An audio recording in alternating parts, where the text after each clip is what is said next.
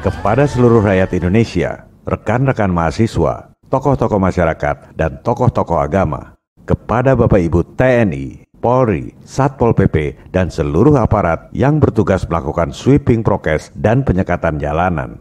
Bersama ini, kami sampaikan hasil investigasi jurnalistik tentang pembuktian indikator tes yang sesat. Ini adalah akar masalah pandemi yang menyengsarakan rakyat di seluruh dunia. Kalau di dunia hukum dikenal istilah peradilan yang sesat, miscarriage of justice atau wrongful conviction. Bahasa Belandanya, rechtelijke dwaling. Terdakwa dihukum padahal nggak pernah melakukan tindak pidana. Contohnya kasus Sengkon dan Karta tahun 1977. Di dunia mafia medis global ada juga indikator tes yang sesat yang membuat pasien divonis terinfeksi COVID padahal tersangka virusnya tak pernah dibuktikan sebagai penyebab penyakit COVID. Dan ini sudah terjadi selama 37 tahun terakhir tanpa disadari oleh para pakar kesehatan.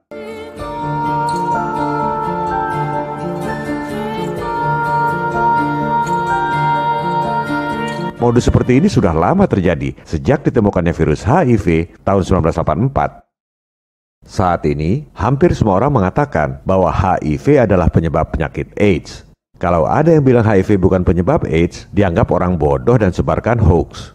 Padahal, penemu HIV dan pemenang Nobel, Profesor Luc Montagnier, mengatakan bahwa sebenarnya tak ada pembuktian ilmiah bahwa HIV itu adalah penyebab AIDS. Ini ada dokumennya. Ia mengatakan itu pada wawancara di Pasteur Institute tahun 1997. Yang tidak kita miliki dan selalu saya akui, apakah betul HIV itu penyebab AIDS? Siapa yang lebih ngerti HIV? Penemu HIV dan pemenang Nobel? Atau mayoritas dokter yang nggak pernah nemukan apa-apa?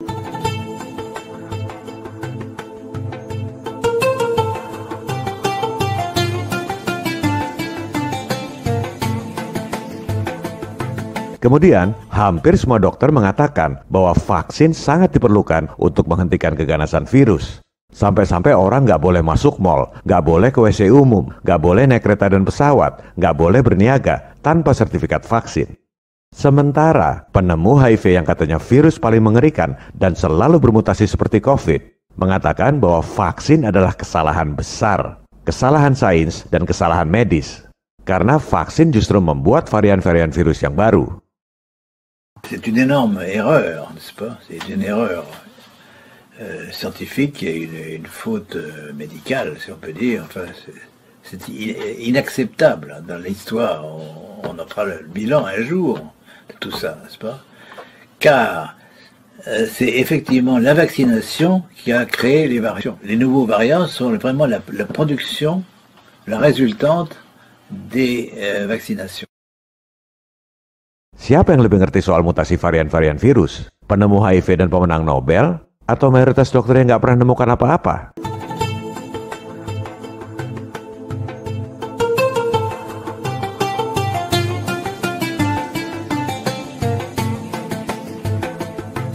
Hampir semua dokter di dunia mengatakan bahwa PCR adalah alat deteksi COVID yang paling akurat, bahkan disebut sebagai gold standard. Akibatnya, rakyat diubur-ubur penguasa disuruh tes, masuk rumah sakit, kasih obat farmasi, kalau meninggal dikubur protokol COVID. Semua itu karena hasil tes. Padahal, penemu PCR dan pemenang Nobel, yaitu Dr. Kary Mullis, paling marah alatnya digunakan untuk memvonis orang kena penyakit menular. Ia mengatakan para saintis yang menggunakan PCR untuk mendeteksi virus itu salah jalan seperti orang buta. Talking to the press about all kinds of issues and stuff. And so I was starting to talk about AIDS a lot of times because they were using PCR to detect the HIV molecule, and I was going to a lot of those meetings, and I was thinking these guys are on the wrong track, and they're not looking. They've got blinders on in a sense. Yang dipermasalahkan oleh Dr. Kary Mullis adalah indikator tesnya, bukan PCR-nya. Yang dijadikan indikator adalah tersangka virus yang sebenarnya tak pernah dibuktikan sebagai penyakit menular. Modus ini sudah berlangsung sejak epidemi AIDS 37 tahun yang lalu. Jumlah korban seolah banyak karena jumlah tesnya ditingkatkan. Dan karena orang pada dapat duit terus dari epidemi. The number of cases reported went up epidemically, exponentially, because the number of tests that was done went up exponentially. And because it's an epidemic, because we're making more and more money off of it every year. Siapa yang lebih ngerti PCR? Penemu PCR dan pemenang Nobel? Atau mayoritas dokter yang cuma diajarkan cara menggunakan PCR dan tak pernah membuat alat apa-apa?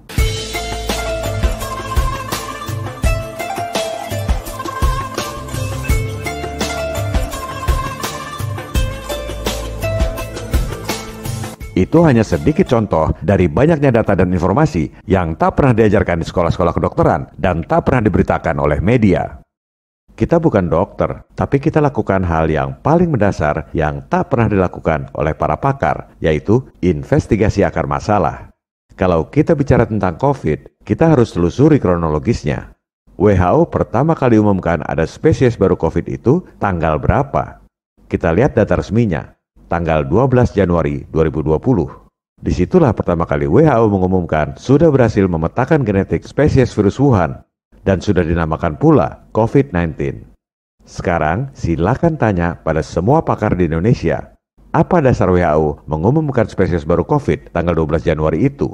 Penelitian tanggal berapa? Di mana? Pasti pada nggak tahu.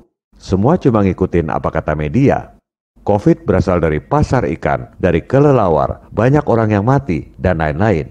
Nggak ada yang mempelajari dasar penelitian ilmiahnya apa. Masa hal sepenting itu, temuan spesies baru yang membuat dunia dilanda pandemi, membuat rakyat mati di rumah sakit, membuat rakyat bangkrut, tapi nggak ada satupun pakar yang memverifikasi penelitiannya. Itu sebabnya betapa mudahnya membohongi orang sedunia. Karena semua orang percaya begitu saja pada berita-berita media. Dan semua orang di dunia nurut pada instruksi tanpa pernah mempertanyakan. Seperti segerombolan domba digiring menuju pejagalan. Kamu jangan sok tahu, kami ini domba profesor. Nggak mungkin domba sedunia salah semua. Mari kita sama-sama menuju pejagalan. Padahal yang namanya sains itu harus transparan. Harus bisa diverifikasi dan direplikasi oleh saintis lain di seluruh dunia. Sekali lagi, kita bukan dokter, tapi kita lakukan hal yang paling mendasar yang tidak pernah dilakukan oleh para pakar. Kita buka datanya. Ini penelitiannya, tanggal 5 Januari 2020. Dokumen inilah yang jadi dasar penentuan spesies baru COVID. Nggak perlu jadi dokter untuk bisa baca jurnal. Kalau Anda baca penelitiannya, terbukti makhluk yang dinamakan SARS-CoV-2 itu nggak pernah dibuktikan sebagai penyebab penyakit COVID di Wuhan. Ini adalah fakta yang tidak terbantahkan berdasarkan dokumen penelitian. Ibarat peradilan yang sesat tadi, Sengkon dan Karta divonis sebagai pembunuh, diberitakan oleh media, padahal nggak pernah dibuktikan bahwa mereka itu membunuh. Itu di dunia hukum. Di dunia medis, mafia medis global sengaja mengajarkan prosedur medis yang sesat di semua sekolah kedokteran di dunia sejak 37 tahun yang lalu. Sehingga hampir semua sarjana kedokteran nggak ada yang sadar. Akibatnya sekarang ini, pasien divonis terinfeksi COVID, padahal tersangka virusnya tak pernah dibuktikan secara ilmiah sebagai penyebab penyakit COVID. Arah investigasi jurnalistik ini sesuai dengan pelajaran langka dari dua pemenang Nobel itu. Jumlah korban meningkat terus disebabkan peningkatan penggunaan alat tes yang indikatornya tak pernah dibuktikan secara ilmiah. Ini adalah hal yang sangat mendasar yang tak pernah dilakukan selama ini. Sebab jika indikator tesnya terbukti salah, berarti data jumlah korban COVID salah semua. Data kematian COVID salah semua. Kebijakan prokes dan PPKM salah semua. Vaksin salah semua. Dan kita semua bebas dari pandemi sekarang juga tanpa memboroskan uang rakyat sepeser pun.